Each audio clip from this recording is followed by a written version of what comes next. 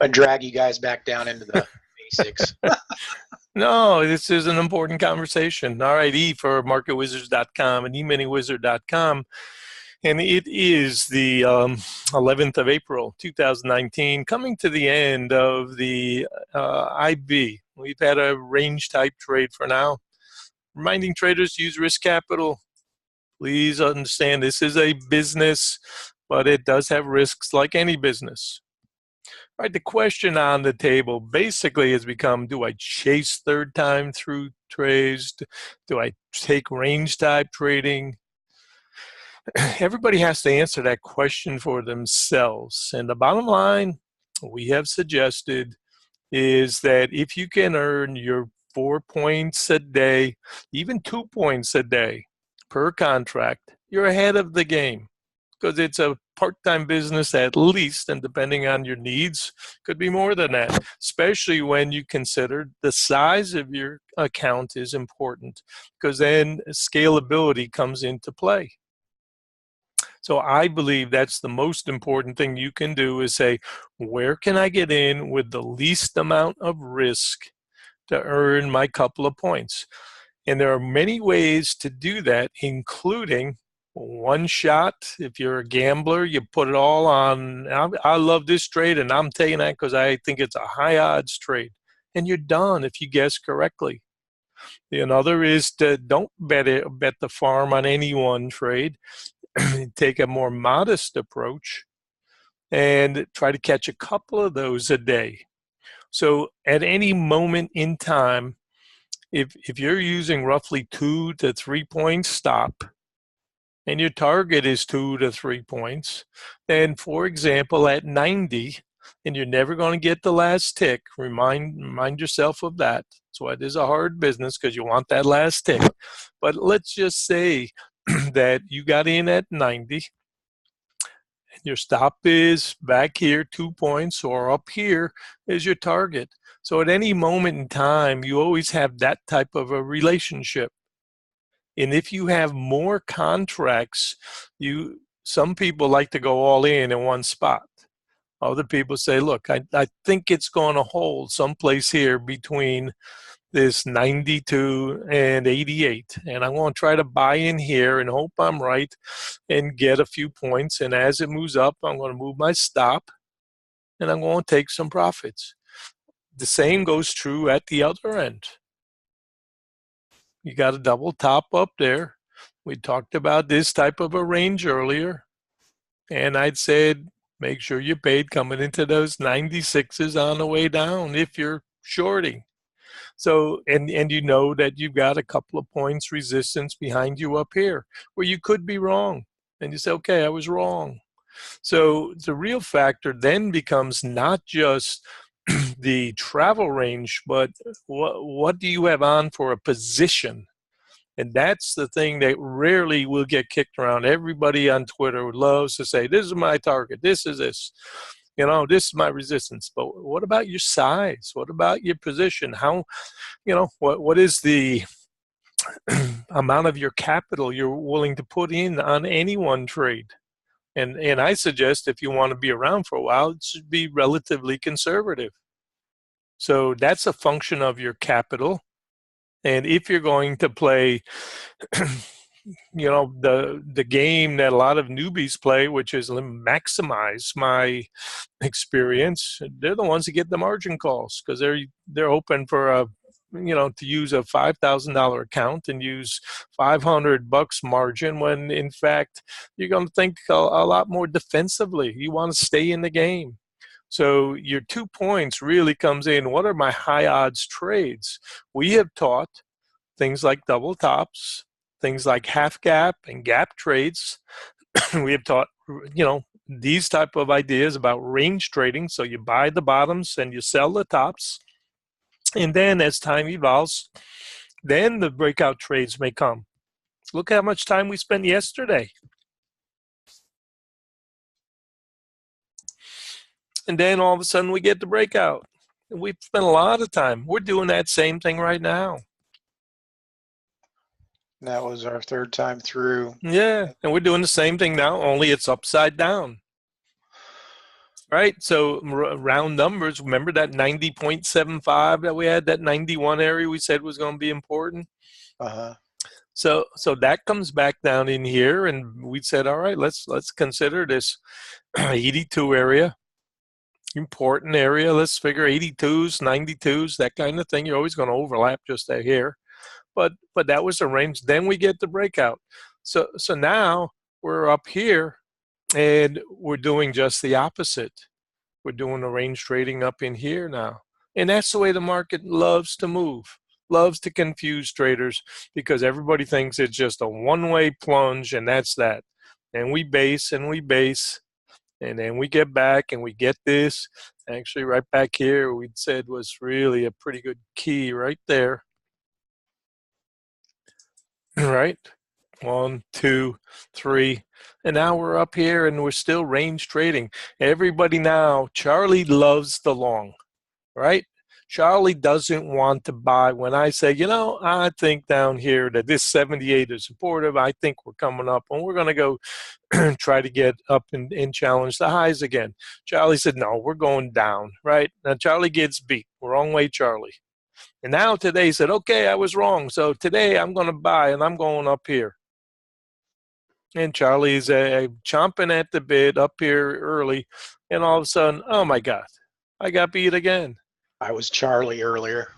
Well, we all are on times. I'm not making fun of anyone. I'm just saying that's the psychology and how they beat us, because most traders have forgotten about the importance of this type of a swing, and they don't allow this to come back to a little bit deeper support where you have better odds. Okay, we still have down here the support way back here.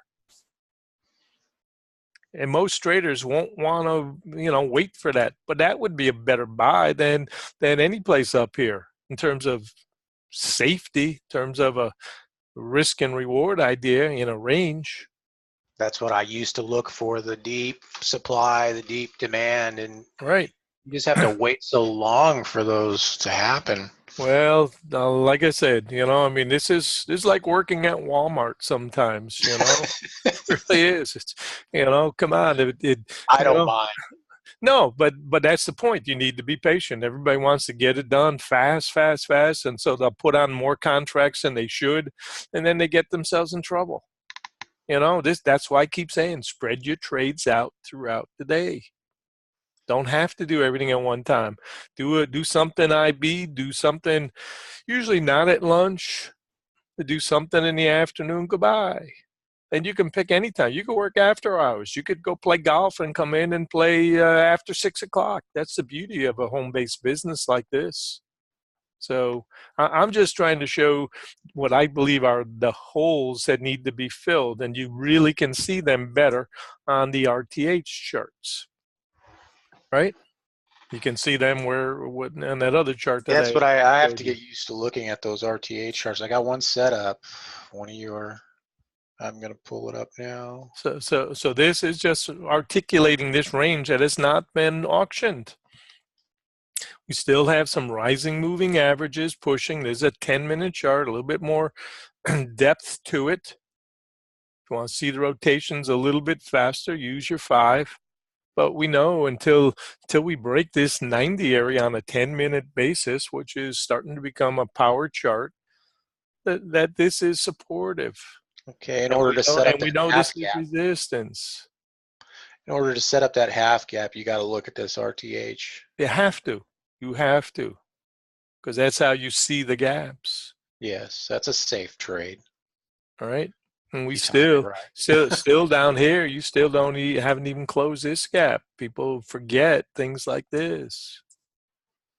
That's an open gap too. Yeah. Okay, let me ask you this. The wicks are down there in the gap, but they're not filling the gap. We got to fill the gap with candles. Well, you have to have a touch. See how this is above it a couple ticks? You got to have a touch. Let me see here. Okay. Got to be to the that body, because that's where we closed. My data must be. I got a little bit different. Well, you're gonna be close. Everybody's got something a little different depending, where your provider. I'm not Kinetic. I'm using Continuum with Ninja, Right. and I have noticed a lot of little differences.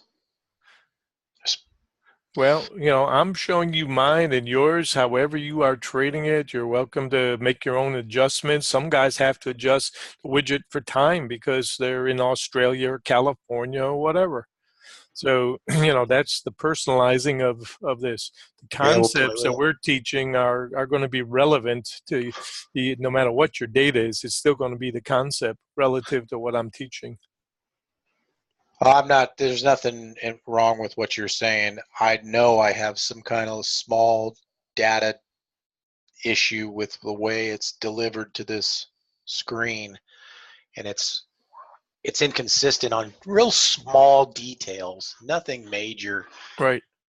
Well, but that would be a main. check things like your data series too, because in there it'll have whether it's what your normal hours are, and whether it's the the settings for the product, or whether you put the hours. So sometimes you may be trading a different product. I don't know whether because you've talked about other products. So just make sure that's set correctly for your time. Okay. All right. So this is very choppy right now, and we had this yesterday, right? Chop, chop, chop, and then the news. So all we know is we're range trading. We still do not have a breakout. All we know is right now this is a terrible range. If anybody's looking for breakouts, breakdowns, not happening. We're forming a symmetrical wedge. Is that what we're doing right now so far? Well, we've had look at your first 10-minute bar. We're still inside your first 10-minute bar. That's being resolved. We've had no follow through either direction. This is your opening range, right? First 10 minutes, bang. Came back up, failure. Have not taken out the high. Come back down, have not been able to bust this. So, yeah, you could say that we're forming perhaps a triangle, higher lows, lower highs, which basically a very meaningless pattern because eventually it resolves in a rectangle. But it tells us that, okay, it's very neutral. And they basically have taken yesterday's high range and given us plus or minus that range, and it's just range trading. Okay, right here.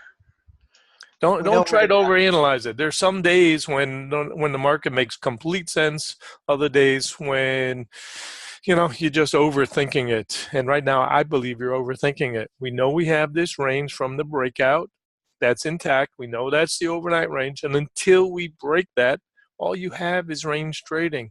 You try to look for things like tails to see if there's evidence of support. We said before, you try to buy support, but we know this is aggressive support, not deep support. So if you're taking a shot with aggressive trades alongside, But buying four, the five, front, six front is in play yeah, right now, right? right. So that's all you can hope for is a couple of points. Look at this, bang bang, and then we've been bouncing, but we're still inside those first couple of bars. This is a tough type of trade when the market throws you the double top, comes back deep because most traders aren't expecting it. Most traders are thinking we're just going to go break out, and yet we don't have a breakdown and we don't have a breakout. And most traders don't like range. They just wanted to be pounding the table. Why wasn't I up when I did this? Well, you weren't. Get over it. I wasn't either. Oh, it's such a situation where you need to rethink your thinking process because this is doing the same thing every few days, so give or take. Well, take a look at this range. We have said this before, and I'm not sure it's sunk in yet, so I'm going to say it one more time. I'm hard headed. Do you see this range that I've just articulated right there, from the green box to this tomato colored box? Can you see that range? Okay, I got you. Yes, I see Okay. it. And we have said before that the top box is usually resistance until broken, and the bottom box is usually support until broken, and range trade in between. And even further than that, let's think of the first two boxes as supportive. And let's think of the top two boxes as resistance in a range type environment. So that one idea alone should be helpful to you to understand if you're playing range, where a lot of it's going to happen.